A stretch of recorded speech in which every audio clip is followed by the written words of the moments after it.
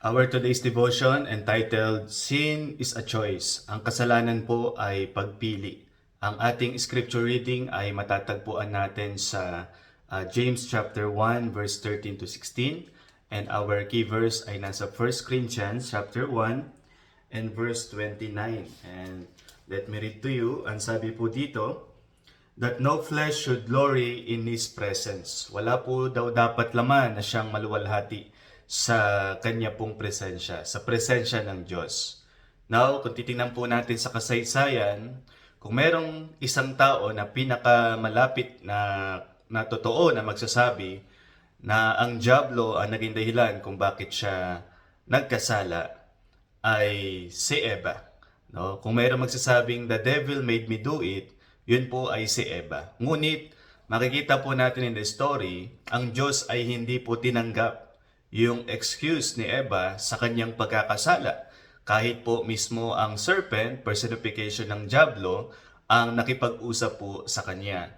So, the same thing with us. We cannot pass or we cannot blame anyone else, even the devil, sa atin pong pagkakasala. So, nais ng Diyos sa matutunan ng bawat isa in this devotion ang tunay na pinanggagalingan ng atin pong kasalanan or bakit talaga tayo nagkakasala. Sapagkat ang dyablo, kung titingnan po natin, kadalasan binibigyan natin siya ng masyadong maraming credit. But in reality, si Satan po ay talunan na. Nung ang Panginoon Kristo po ay namatay sa krus ng Kalbaryo, it is finished. He destroyed the works of the devil. Wala na pong makikita po nating pagtatagumpay dapat ang dyablo sa buhay po nating, lalo na pong tayong mga mananampalataya. Sapagkat si Satan po ay hindi niya pwedeng sabihin ang kinabukasan. Si Satan po ay limitado lamang ng space and time.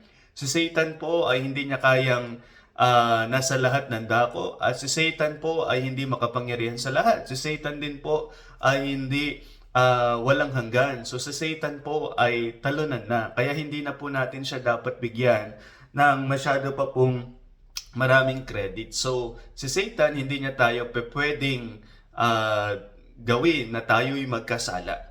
Of course, si Satan, pwede niya tayong tuksuhin, pero ang desisyon sa pagkakasala ay nasa sa atin. Andun nga po sa James chapter 1 verse 14, sabi nga po dito, but every man is tempted when he is drawn away of his own lust and enticed. So meron daw tayong own lust, meron tayong evil desires, na pag tayo ay nahatak noon at nahikayat, doon tayo nagkakasala. So it is our decision sa usapin ng kasalanan.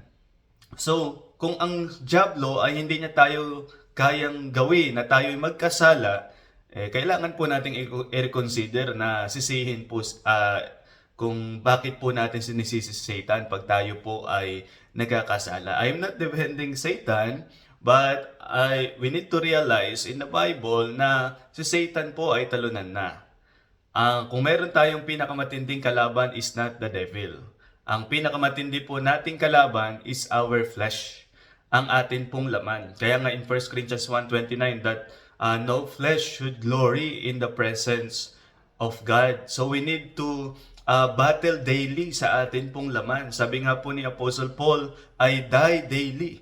So siya po'y namamatay araw-araw. It means yung kanyang flesh, pinapatay po niya yun araw-araw. Not just daily, but momentarily, sa bawat panahon, pagkakataon ng ating buhay, napakahalaga na hindi po nagtatagumpay ang flesh sa atin. So, napakahalaga na ma-realize din po natin na sinasabi ng salita ng Diyos, kasi may laban ang scripture, ang spirit at ang ating flesh, magkalaban po yan.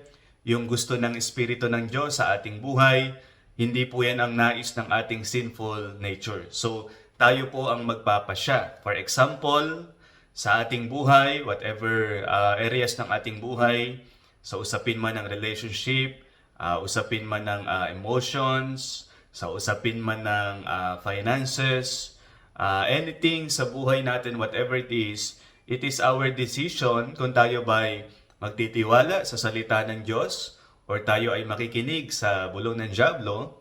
At makikita natin na nasa atin pong choice kung ano po ang ating pipiliin. It's a choice we need to make because again, sin is a choice. Ang kasalanan ay pinipili.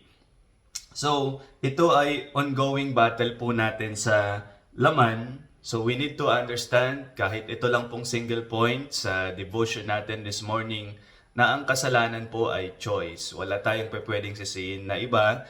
Even the devil, hindi po tatanggapin ng Diyos na excuse po yan. And I would like you to understand, mga kapatid, na tayong mga mananampalataya, we have the Holy Spirit within us, living inside of us.